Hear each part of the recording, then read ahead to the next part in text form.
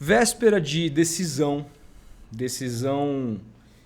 importantíssima para o Santos no Campeonato Paulista, um jogo que coloca o Santos numa condição de brigar por um título, jogar contra os seus principais rivais, independentemente do que aconteça numa eventual semifinal, caso o Santos se classifique, é importante que o Santos volte a estar nesses jogos. Então, o jogo de amanhã é muito importante para o Santos na temporada, para a torcida primeiramente. A gente sabe que o Campeonato Paulista tem um peso menor, não para o Santos nesse momento, não para o momento do clube, que não ganha um título dos últimos 10 anos. Então, o jogo contra o Novo Horizontino é uma decisão e tem que ser encarada como tal. Eu vou falar aqui nesse vídeo sobre o que eu faria para esse jogo. E eu acho que a minha opinião não é muito popular, tenho certeza que não é. E muito por conta das características do jogo, tá? Eu preciso falar aqui também, eu não sei se meu áudio tá ruim, deixa eu dar um pouquinho mais de ganho. Eu preciso falar um pouquinho aqui também a respeito de Zé Rafael e essa vontade dele de repente ir embora. Preciso falar do Oliva, que não é que tá fora desse jogo, tá fora do campeonato. Isso é uma informação que eu não tinha e eu fiquei sabendo e assim, é inacreditável. E por fim falar de patrocínio master, né? Porque eu esperei, o Santos ainda não anunciou oficialmente, mas o jornalista que dizia que o Santos fecharia com uma empresa inglesa, que no caso era o Wagner Frederico, já agora dá a mesma informação que o Diário do Peixe. Então a gente sabe que o Santos vai anunciar o seu patrocinador master no meio da semana que vem, e os valores tendem a ser aqueles mesmos, e chegou na hora da gente se aprofundar um pouco mais sobre isso. Espero não me alongar demais, são vários temas diferentes, eu tento aprofundar aqui, mas como tem muita coisa para falar, eu vou tentar ser um pouco mais breve. O primeiro assunto que eu quero falar é com relação ao Zé Rafael. A informação de Lucas Mussetti é que Zé Rafael está questionando o seu futuro no Santos. O Zé Rafael entende que não está retribuindo o alto nível que a torcida espera dele, que o clube espera dele. E ele tem tido dificuldades para retribuir esse nível. Ele está abaixo do que ele mesmo esperava estar depois da cirurgia na coluna. Foi uma cirurgia inédita no mundo do futebol, que o Santos conseguiu fazer ali e conseguiu colocar o Zé Rafael de novo para jogar. O ano passado do Zé Rafael foi bastante oscilante. O Zé Rafael teve partidas assim absurdas, de um futebol de altíssimo nível. Teve partidas regulares, teve partidas muito abaixo. E sempre foi por sequências. Não era um jogo bom, outro jogo muito mal, não. Parecia que quando fisicamente ele estava bem, as coisas aconteciam. E quando fisicamente ele estava mal, as coisas não aconteciam. O Zé Rafael, ele quando estreia no Santos, naquele jogo contra o Ceará, eu estava lá no Allianz Parque naquele dia, ele entra no finalzinho, ele demora a atingir o seu melhor preparo físico, quando atinge ele passa a jogar um futebol maravilhoso antes da parada para a Copa do Mundo. O que você espera que, uma vez que você teve uma intertemporada com treinamentos, que ele fosse se aprimorar mais fisicamente e voltar em altíssimo nível. E acontece que a sequência do Zé Rafael, logo depois da volta, ela é terrível. Ele passa a jogar muito mal a ponto de perder lugar no time. Porque me parece que a questão física do Zé Rafael depende, não sou médico, não sou fisiologista, nada disso, mas vendo jogos me parece que depende de ritmo de jogo. E o Zé Rafael, ele retoma muito bem o futebol dele no segundo semestre e no final da temporada já cai um pouquinho novamente. Para mim era esperado que o futebol do Zé Rafael fosse começar abaixo dos demais por conta desse problema físico que ele tem. O corpo dele demora a atingir o seu ápice de preparo. Eu critiquei muito duramente o Zé Rafael pela questão do jogo contra o São Paulo, porque ali não é só questão física. O que o Zé Rafael fez aquele dia, naquele segundo tempo no Morumbi, que comprometeu completamente o jogo do Santos, que estava com 1 a menos, foram tomadas de decisão. Ele perde as 2 bolas controladas que geraram os 2 gols do São Paulo. É ele quem perde.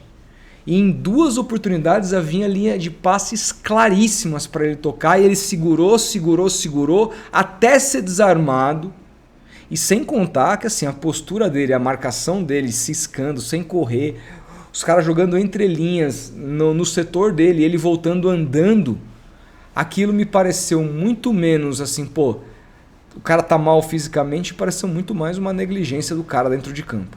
E eu não arredei o pé e detonei essa atuação do Zé Rafael.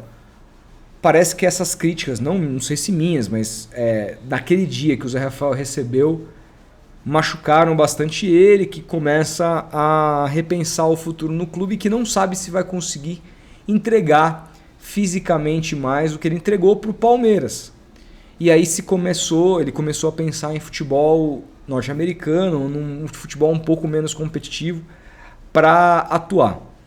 Vou ser bem claro, eu gosto do Zé Rafael, acho que mesmo com esse problema físico, ele é capaz de ajudar numa temporada que é longa, mas dado o fato de que o Santos esse ano tem um meio-campo mais robusto, com mais jogadores e jogadores fisicamente melhores do que o Zé Rafael, ano passado o Santos não tinha. O próprio Bom Tempo tava atrás do Zé Rafael com o Vojvoda, né? Então o Zé Rafael estava na frente. O Santos não tinha o Gabriel Menino, o Santos não tinha o Oliva. Então, o Zé Rafael, para ele atingir esse ápice físico, ele vai precisar de ritmo de jogo de jogar. Será que ele vai ter? Essa é uma questão. Segundo, salário bastante alto, tá? Cerca de 800 picanhas aí para o Zé Rafael. Para um clube que está na situação que está, para ser um reserva, vale a pena um contrato longo? Terceiro, se o cara já começa a se duvidar de si mesmo, quem sou eu para acreditar nele? Quem sou eu para acreditar nele? Se ele mesmo já está duvidando que ele consegue jogar. Então, na boa, eu abriria a mão do Zé. Mesmo que o substituto dele no elenco fosse um jogador da base, por que não? O Zé Rafael para mim é um ótimo profissional. Ninguém sai do Palmeiras e volta jogando um clássico e ganha placa e premiação, como foi se não for um grande profissional. Mas o corpo dele já não é mais o mesmo. Ele precisa de muita sequência para ter o ritmo certo, e eu não sei se o Santos é o melhor lugar para isso. Eu nem acho que seja fato de ele não aguentar mais o futebol brasileiro, mas eu acho que no Santos, com tudo isso que eu falei, talvez não seja mais o melhor lugar. E quando o cara passa a desconfiar de si mesmo, quando o cara passa a não saber se quer continuar ali, não era esse o discurso do Alexandre Matos? Jogador que não quer ficar aqui tem que ir embora. Não era esse? Então, de repente, para mim, é o caminho. Respeitando demais o futebol do Zé Rafael, entendendo que no papel ele pode ajudar muito. Daqui a pouco ele pode entrar, fazer um gol num clássico, inclusive numa semifinal ou final, e retomar uma confiança e a gente falar, caralho, voltou futebol, cara. Mas hoje, com essas informações que a gente tem na mão, eu tentaria conversar com ele para dar um pouco de sequência. O Santos está enforcado financeiramente, de repente um salário desse que é alto a menos melhora muito o fluxo de caixa. Eu tentaria observar por esse lado, tá? Então beleza, falei de Zé Rafael. Agora eu preciso falar de Oliva, que está fora do Campeonato Paulista.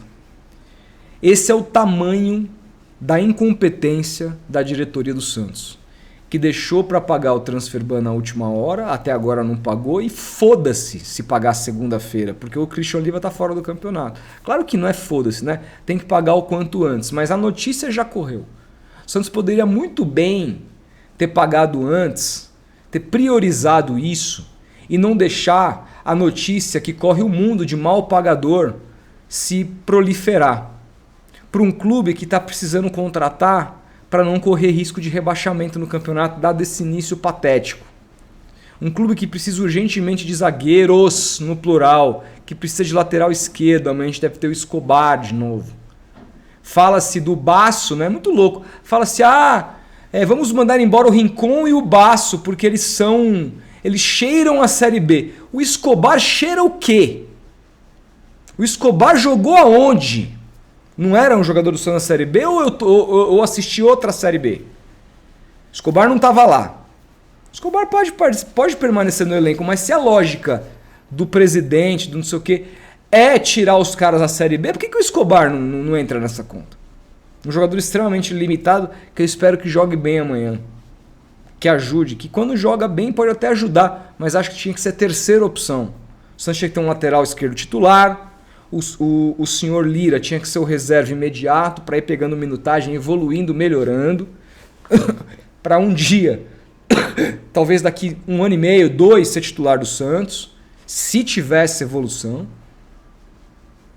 E o Escobar, terceira opção no máximo, ou Rua. Não é jogador para jogar titular numas quartas de final de Campeonato Paulista. Então você precisa de contratar. Você está com problemas caros para equilibrar, claros para equilibrar o elenco. E você deixa correr no mundo que você é um baita de um caloteiro, o Santos. Porque a dívida, caguei para quem adquiriu, é do Santos. E o senhor Marcelo Teixeira teve várias oportunidades para quitar e não quitou.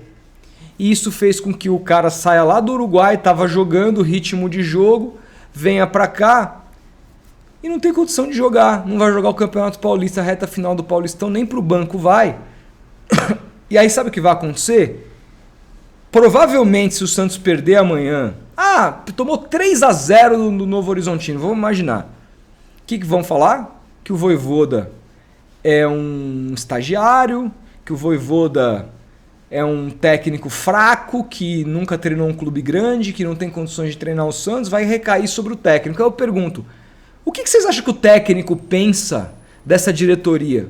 O técnico pede o jogador, a diretoria fala, não, vamos lá contratar, traz o jogador, é apresentado, aí o técnico acha que vai contar com o jogador num jogo decisivo, ainda que não seja como titular, mas poderia entrar durante a partida para, inclusive, dar um pouco mais de gás para esse meio campo, dado o fato de que o Santos vai jogar num calor desgraçado às 4 horas da tarde lá em Novo Horizonte, e aí os caras falam para ele, puta, a gente não pagou, a gente nem sabia que o prazo era esse. A gente nem sabia, meu. Puta, foi mal. Desculpa aí, Vojvoda. Só que se você perder, a culpa é tua.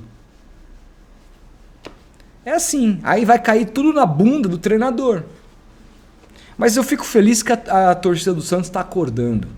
O protesto no último jogo foi para Marcelo e para Alexandre. Não foi para Vojvoda. Nem no empate contra o São Paulo. Que muita gente achou que a cabeça do Vojvoda estava em jogo, e estava mesmo. Porque se a torcida pede a cabeça do Vojvoda daquele dia, a diretoria mandava. Não mandou porque os perseguidos foram eles, corretamente, pelo torcedor, que não é burro. Não é burro. Sabe que o Vojvoda não é perfeito, sabe que o Vojvoda não é o Guardiola, mas sabe que ele é bom treinador. E sabe que a culpa maior de tudo isso aqui não é dele. Porque se ajudasse a ficar trocando de técnico todo dia... a gente estaria hoje, era campeão de tudo. Quem mais trocou de técnico nos últimos 4, 5 anos foi o nosso time. Não adianta nada, o torcedor sabe disso, o torcedor está aprendendo. E aí, recai sobre os verdadeiros culpados. Culpados esses que vão assinar um patrocínio ridículo com uma casa de apostas do Grupo Novibet. E nada contra a casa de apostas, não é porque eu tenho patrocínio aqui de Bet Nacional, pelo amor de Deus. Pode ser que a minha questão são os valores.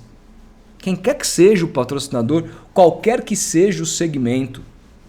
O Santos saiu da casa de 55 milhões para casa de 35 no ano que tem Gabriel, renova com o Neymar e tem Gabriel no seu comando de ataque.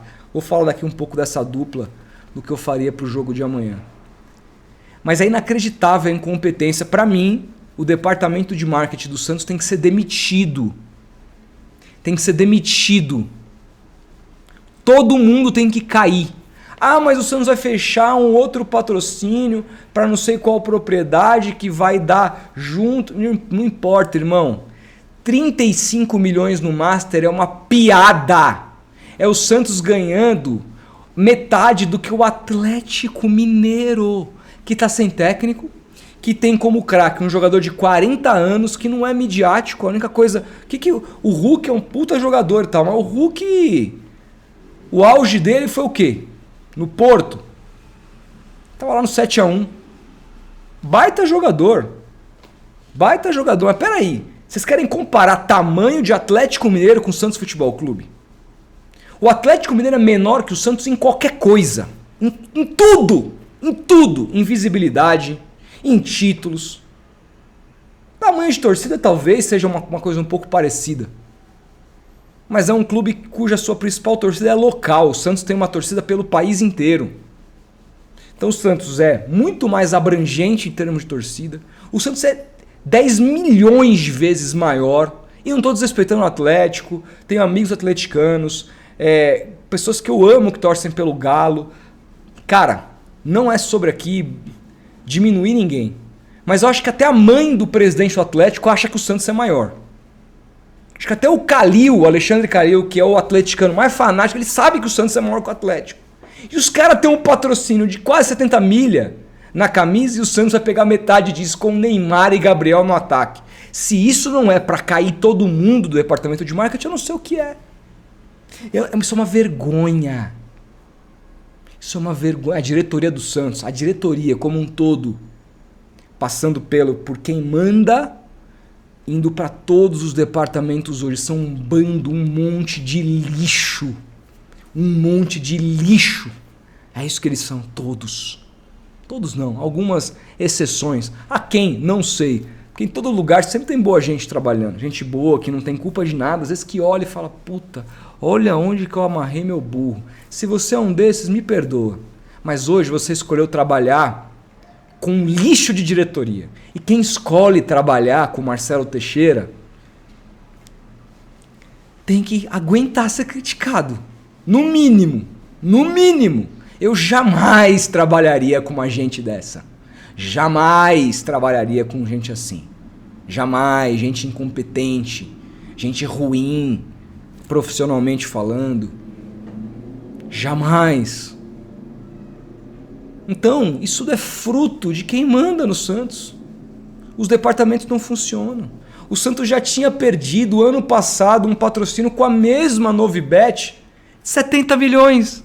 E perdeu, sabe por quê? Porque o ex-diretor de marketing, o senhor Armênio Neto, que resolveu fazer leilão. Vamos fazer um leilãozinho aqui, porque 70 não tá bom. Não tá bom, vamos pegar mais. Novibet sabe que fez o quê? Caiu fora, o Santos só ficou com a 7K, 55 milha. Aí agora a Novibet volta e Santos, quer fazer comigo? Só que eu só tenho metade. Só tenho metade do que eu te fiz aquela proposta no ano passado. Vamos? Santos, vamos. Porque eu preciso responder o torcedor. O presidente não aguenta mais ser criticado. Aliás, desapareceu, né? Não dá mais entrevista, não aparece no seu Instagram mais, dentro da X6 M Competition que ele tem, carro de milhões e milhões de reais, mais de 1 milha de reais, que ele tem todo o direito. Tem todo o direito de ser milionário e tudo mais, a família dele é milionária e o cacete, né? A família do Santos é milionária, o Santos caindo aos pedaços. Deve todo mundo. Eu acho que ele não deve ninguém, a família dele não deve dever ninguém. Eu acho as continhas da família, da faculdade, tá tudo em dia. Do Santos, foda-se as contas. Que o Santos fique de mal pagador. Esse é o presidente do Santos. Cadê os videozinhos?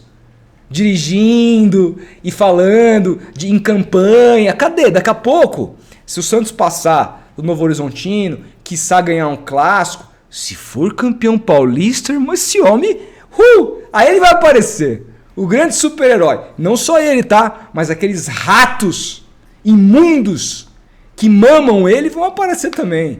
Aqueles tuiteiros. Todo mundo já conhece, todo mundo sabe quem são, né? Aliás, todos me odeiam. Como eu amo ser odiado por seres humanos imundos que nem vocês. Se vocês gostassem de mim, eu tava fazendo tudo errado. Vocês são uns lixos, esses apoiadores de Twitter do Marcelo Teixeira. Como eu durmo bem quando eu vejo o quanto eu incomodo e o quanto vocês me odeiam. Como isso me faz bem. Porque eu tô do lado certo. Tô do lado certo da história. Então, é inacreditável a incompetência do Santos. É inacreditável. E não se fala mais disso, né? É capaz que semana que vem anuncie-se o patrocínio com pompas. Porque o Santos está em reconstrução, e essa marca, olha aqui, agora a gente tem uma outra marca, vai fazer um evento. Até o Marcelo Teixeira, daqui a pouco, resolver dar uma entrevista pro Sport TV com o logo da 7K atrás, igual ele fez, né? 7K patrocinando o Santos e ele dando entrevista pro Sport TV com o logo da Blaze atrás dele. Porque além de tudo, é um presidente patético. Além de tudo, ele não conseguiu olhar para trás e ver que a marca que estava estampando, ele não patrocinava mais o time. É inacreditável, assim, eu acho que se eu contasse essa história e ninguém tivesse visto, iam falar que eu tava mentindo. Mas não é possível que o cara fez isso. Não é possível. É possível. É possível. No Santos é possível. Por fim, vamos falar do time, né? Eu tenho uma opinião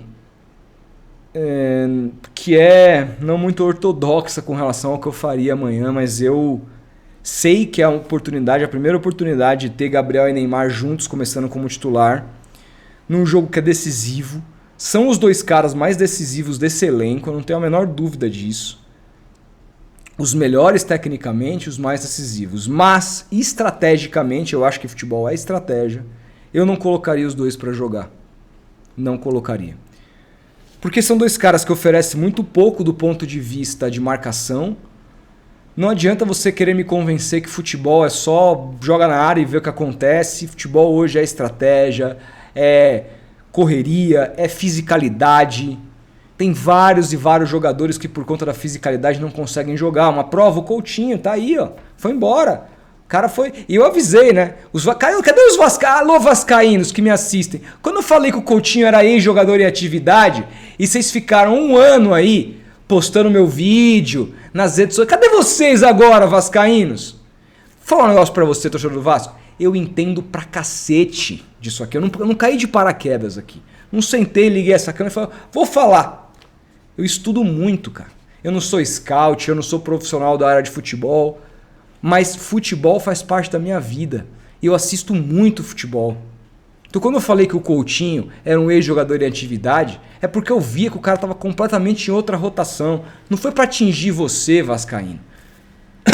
Quando eu falei que o seu time era treinado por Carille, era treinado por uma porcaria de técnico, é porque essa porcaria de técnico, que acho que só o Calil defende, acho que nem a mãe do Carille defende tanto o Carille igual o Calil, né, o José Calil. Impressionante. Eu vi esse cara trabalhar no meu time. Eu sei muito bem quem é Fábio Carille. Os caras ficaram bravos, mas, pô, irmão, tá tudo acontecendo agora. O Carille caiu, o Coutinho caiu, pediu pra sair, ficou putinho. Ah, por quê? Porque o Coutinho é ruim? Não, o Coutinho é bom pra cacete. Só que hoje o futebol precisa de físico. Não dá pra jogar sem físico. E Neymar e Gabriel, eles são dois jogadores que estão em outro momento da carreira, que fisicamente não estão mais no auge. O Santos vai precisar de 8 leões para correr para trás, para jogar para eles. E eu acho que vai funcionar em momentos específicos. Por exemplo, se o jogo amanhã fosse na Vila Belmiro e a gente soubesse que o Santos teria todas as ações do jogo e ia encurralar o adversário, eu escalaria. Num jogo fora de casa, num calor do cacete, em Novo Horizonte, que o Novo Horizontino vai atacar o Santos, e muitas das jogadas que o Santos vai construir deve ser em contra-ataque, eu escalaria o time diferente. O meu time amanhã teria o Neymar, porque assim, primeiro eu precisaria saber quantos minutos do Neymar eu tenho. Porque se eu tivesse o departamento de fisiologia disser que eu vou ter 70 minutos de Neymar, por que eu vou começar o jogo com o Neymar? Para ter que tirar o cara aos 15 do segundo tempo, com o jogo empatado 1-1, aí eu tiro o cara porque eu tenho que preservar o cara e proteger ele pro ano. E se eu perco o jogo, eu sou massacrado porque eu tirei o melhor jogador do time. Se eu sou o técnico.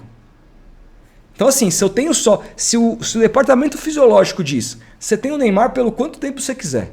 Se o jogo tiver 90 e 10 minutos de acréscimo em cada tempo, ele vai jogar todo o jogo e vai bater pênalti se precisar. Se for nesse contexto, eu começo com o Neymar. Fora desse contexto, o Neymar para mim entra no segundo tempo. Porque aí eu tenho segurança que eu vou ter um Neymar bem no momento decisivo do jogo. Então, para começar é isso. Aí, beleza, imaginando que temos o Neymar 100% para jogar 90 minutos. Porque eu não posso tirar o Neymar, a não ser que o jogo esteja 2-3-0.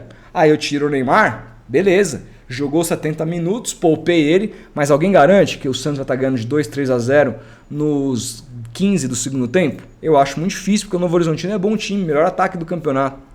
Jogando em casa é muito forte, goleou o Palmeiras, por exemplo. Então, para esse jogo, eu precisaria entender a situação do Neymar. Imagina que nós tenhamos o Neymar 100%. Meu ataque teria Moisés na esquerda, Barreal na direita e na frente o Rony. O Rony atacando espaço, contra-ataque para o Neymar ter pifador.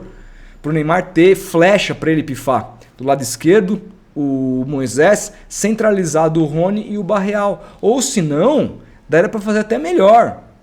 Daria para o Santos fazer um tripé de meio campo. Com Arão, Menino ou Schmidt e Bom Tempo. Se amanhã o Vojvoda tiver qualquer resultado que não for uma vitória e tiver escalado, não tiver escalado o Bom Tempo, ele vai apanhar. Amanhã eu vou... Se ele não escalar o Bom Tempo, que arrumou esse meio campo do Santos, e depois com a chegada do Arão, né, melhorou demais o nível, mas se ele não escalar o Bom Tempo amanhã, eu vou ficar muito bravo. Para escalar quem quer que seja, o Bom Tempo e mais 10. Bom Tempo e mais 10. Eu espero que ele saiba disso. Enfim, então daria para ter 3 homens protegendo num primeiro tempo muito escaldante, que você vai ser pressionado. Então você pode jogar com Arão, Menino, Bom Tempo, Neymar, que aí o Neymar vai ter menos funções defensivas, você pode preservar um pouco mais o Neymar para ter ele durante mais tempo. Na frente Moisés e Rony, 2 caras que são flechas para o Neymar correr. É uma escalação que eu faria. E outra, se você tem o Arão como esse terceiro volante, você pode trazer o Arão em alguns momentos estrategicamente como terceiro zagueiro e espetar os laterais. Nessa condição, não precisa do Escobar, bota o Lira, se você for jogar assim. É um jeito de jogar. E aí no segundo tempo pode entrar Gabriel precisando, pode entrar... Agora, não temos o Neymar. Então, não temos o Neymar por 90 minutos. Eu não escalaria o Neymar para começar jogando por todas as explicações que eu já dei. E aí começaria o jogo com o Gabriel. E o Gabriel atrás do atacante. Aí eu vinha com o Tassiano como titular. Porque para mim o primeiro tempo do Gabriel na Vila, no último jogo, nos 3-0 antes do Neymar entrar, a partida que o Gabriel teve atrás de um centroavante que foi o Tassiano, foi muito interessante. E aí você tem uma outra característica. O Tassiano não é tão flecha. Mas o Tassiano vai segurar umas bolas ali para dar liberdade um pouco para o Gabriel poder se movimentar. Então daria para ter, de repente, Moisés, Gabriel e Tassiano. E aí você pode escolher do lado direito se vai querer o Barreal ou se você vai querer um terceiro volante, um Gabriel Menino para segurar mais aquele lado. São opções. Agora, Neymar e Gabriel começando o jogo, eu não faria. Por quê? Porque se você não consegue aguentar pressão, você não consegue, você vai ter menos defesa, porque são 2 jogadores que não marcam lá na frente. Não marcam do jeito que se espera do futebol de hoje em dia. O Santos fez um gol do Gabriel no último jogo com uma pressão do Neymar, mas o Neymar estava com o tanque cheio, entrou no segundo tempo. Num jogo à noite, é diferente. Em casa, na Vila Belmiro, que o Velo Clube, num nível muito mais baixo, estava coado, são coisas diferentes. Nesse jogo, ter Neymar e Gabriel só numa circunstância de precisar no segundo tempo. É a maneira como eu penso. É isso que eu faria. É assim que eu vejo o futebol. Eu não acho que futebol é um simples jogo de botão. Põe aí, vai dar tudo certo os dois. Tomara que os dois entrem juntos, joguem pra cacete, calem a minha boca e vocês amanhã digam que eu estava errado. Tomara! Porque eu vou estar feliz que o Santos ganhou. Mas eu preciso ser sincero com relação ao que eu penso. Tá certo? É isso. O que vocês pensam? O que você pensa? Comente aí. E é isso. Vídeo longo, né? Fazia tempo que eu não apareci aqui, não apareci ontem, mas amanhã tem jornada, espero vocês. Estaremos meia hora antes, 3h30 já ao vivo, para fazer pré-jogo, comentar a escalação. Imaginar o que o Vojvoda preparou para a partida. A bola rola às 4 da tarde, vamos fazer toda a cobertura ali com narração do Murilo Franco. A bola parou de rolar, aquele intervalinho só para eu arrumar as coisas para a gente fazer o nosso conhecido pós-jogo aqui, comentar. Espero que a classificação do Santos para a semifinal do Paulistão. Fechado? Grande abraço, obrigado a Bet Nacional, patrocinador aqui desse canal, e até mais. Tchau!